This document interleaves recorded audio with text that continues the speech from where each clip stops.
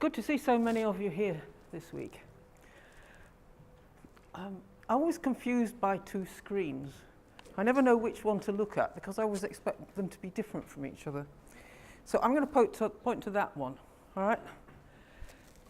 So this is Stensjö Bjerg and Smith Woodward Bjerg on Gaushalvø in Greenland, where we went in 1987. And this is the Acanthostiga site, and this is Celsius Bjerg, where a lot of the Ichthyostega material has also come from. But on our expedition in '87, as well as the famous tetrapods that we found lungfishes as well. Now, the best known Greenland lungfishes were Söderbergia. We found some of those, and Matt Friedman did his master's course on those. And we've also found a Jarvickia specimen. These were first described by Lehmann in 1959, and they are, generally speaking, large forms, long-bodied, big heads with long snouts, with no tooth plates. They've got denticulated palates instead. But there are also other genera described by Lehmann in this 1959 monograph. This is Nielsenia. And as you can see, it's a broad-headed form with a rounded snout, but unfortunately no tooth plates were described. Second genus that he described is Ervigia, and here is his figure of the holotype, and it's a long-snouted form, although it's relatively small as an individual. But interestingly, it has this long shaft to its parasphenoid with a diamond-shaped plate at the front. And that's actually quite unusual for late Devonian lungfishes. It's very common, almost universal in fact, in carboniferous lungfishes. He also figured various tooth plates, some of which he attributed to Ervigia, and one down here, which was an isolated one, which he couldn't attribute to anything. So these are labeled question mark Ervigia in his paper. So on our Greenland expedition, we also found 3 very small lungfish specimens. And we only recognized these as such when I was actually packing up all the Greenland material to go back to Copenhagen. That was about last month. So we suddenly recognized that we'd got 3 little small lungfish specimens. Were they anything like any of those that had been found before or not? So here's the first one. It's not terribly well preserved. A lot of the bones are in natural mold. But here's the 10 millimeter scale, so you can see the size of it. So we have a long shafted parasphenoid with a diamond-shaped plate. We also have 2 lungfish tooth plates associated and a possible B bone in the middle here. So this is the drawing of it. So we may have a K bone around the orbit here, and this seems to be part of a lower jaw, and in fact there's a prearticular plate underneath, which I'll show you shortly. The second specimen was a pterygoid with associated tooth plate. And here's a reconstruction of it following CT scanning. And again, I'll show you the scans in a moment. Thirdly, we found an isolated parasphenoid. Again, here's a 10 millimeter scale bar, and you can see it's very small, but it's got this typical, or I should say atypical, long shafted parasphenoid. So the only way of recognizing our specimens now is by field number. The little skull is 1652. And here are the tooth plates in the scan, and here is a reconstruction, more reconstruction of the tooth plates that we can see. And here's a rough drawing where you can place the tooth plates onto the sketch.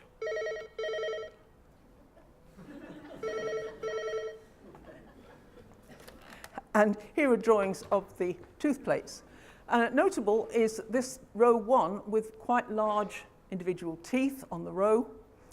And we've got another 1, 2, 3, 4, possibly 5 rows with also what appear to be little denticles in between the rows. So we've got 6 rows altogether with 5 or 6 teeth on each. Now we're not sure whether those tooth plates are complete. This is the scan of the pterygoid, which is 1311. And here is a dorsal view of the tooth plate, a ventral view and a composite, and a lateral view showing this ridge with 8 or possibly more individual teeth on it. And if you look at the scans altogether, there are at least 8 rows of teeth. So at first sight, at any rate, it appears to be slightly different from 1652. If you regard the pterygoid as perhaps pertaining to the parasphenoid, you can actually put together these, roughly speaking, to indicate what would look like a short-headed, broad-headed lungfish. But that's, of course, speculative. The long individual row on this pterygoid with its big teeth could indicate that it belongs also to 1652 and that the tooth plates on 1652 are rather incomplete. So the questions are, can we place 1652 in a phylogeny? Does it belong to the known taxa? Are these 3 specimens really all the same taxon? And are they similar to any of those which Lehmann described? Or, for that matter, which Lehmann didn't describe. So to try to answer question 1, we put a database together with 38 taxa and 186 characters. And in this, the Carboniferous taxa are in grey. There's one there as well. And the lungfish, the Devonian lungfish, are starred here. Nielsenia, Jarvikia, Söderbergia, and Ervigia.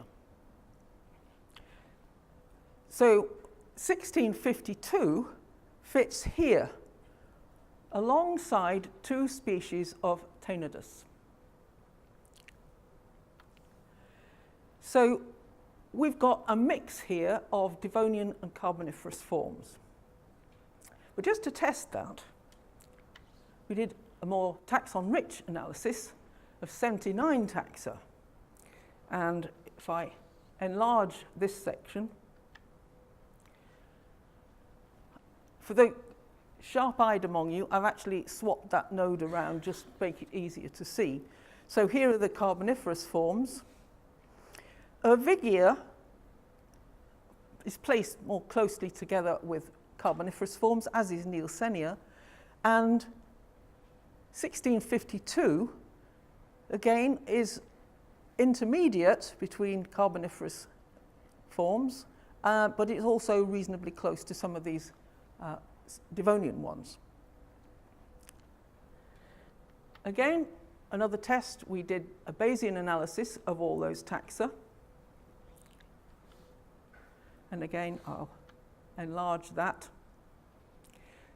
This places 1652 close to, in fact, with 2 species of Taenodus, and also with this one here.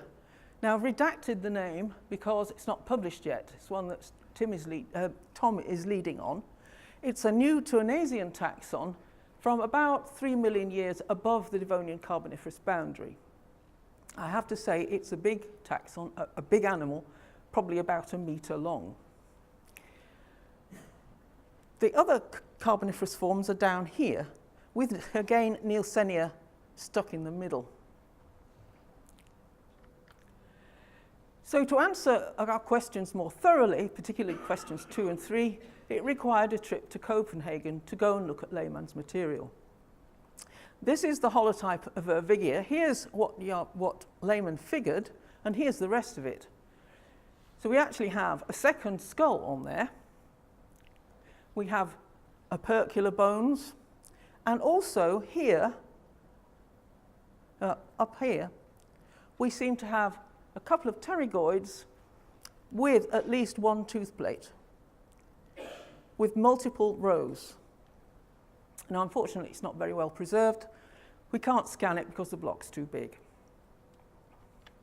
But I looked at his other material. So this is one from his plate. That's a little tooth ridge, if you can see it. Now, his figure showed extra tooth ridges here, but those seem to have been damaged beyond repair.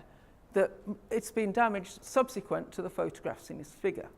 But I was able to take a lateral view of that particular tooth row, and the teeth are quite distinctive. They're more or less anastomosed with just the cusps showing, and they've got little wear facets around here. Another one, this one, we actually have brought home to scan. It's got multiple tooth rows, and it could be like 1311. We shall only know when we scanned it. The teeth actually go down into the rock, so we might get some more information. This one also might be like 1652, with its long row of large teeth on row 1. And it also might be similar to 1311. This one, which he assigned to question mark Ervigia, is completely different. This row of teeth is recurved, quite extremely recurved. The extra rows of teeth that he showed here have also been damaged beyond recognition. This one is just an isolated tooth plate. Could be a single marginal tooth row, as in Euronymous or something, or it could be a vomerine plate. But there are at least 11 countable teeth and possibly up to 14. I've also brought home 2 other specimens, quite small animals. Again, this one with a pointed snout, this one with a rounded snout, but both with a long-stemmed parasphenoid. So, question 1. 1652 seems to fit best among Carboniferous forms and is especially close to Tenodus. We're banking on Tenodus actually occurring in the Devonian as well, from information from elsewhere. We're still unsure whether our 3 new specimens all belong to the same taxon, but given the diversity I've just shown you among what we know of late Devonian lungfishes that Lehmann figured, I would begin to suspect that R3 are in fact not the same taxon after all. They're all late Phemenian, but they are all very different. So we need to do some further study to see whether one of those figured specimens is actually similar to our pterygoid plate or to the little skull, or whether it's possibly similar to that we associate on the holotype of Ervigia. But the preservation is not really good enough. But there are some comments. First of all, there's much more diversity among late Phemenian lungfishes of East Greenland than previously recognized. Well, where have we heard this before? We've heard it among early Carboniferous forms, where we thought there was no diversity, and actually there is a lot. Secondly, there is a lot of crossover between Devonian grade and early Carboniferous grade lungfishes than previously recognized. And where have we heard that before? Among tetrapods.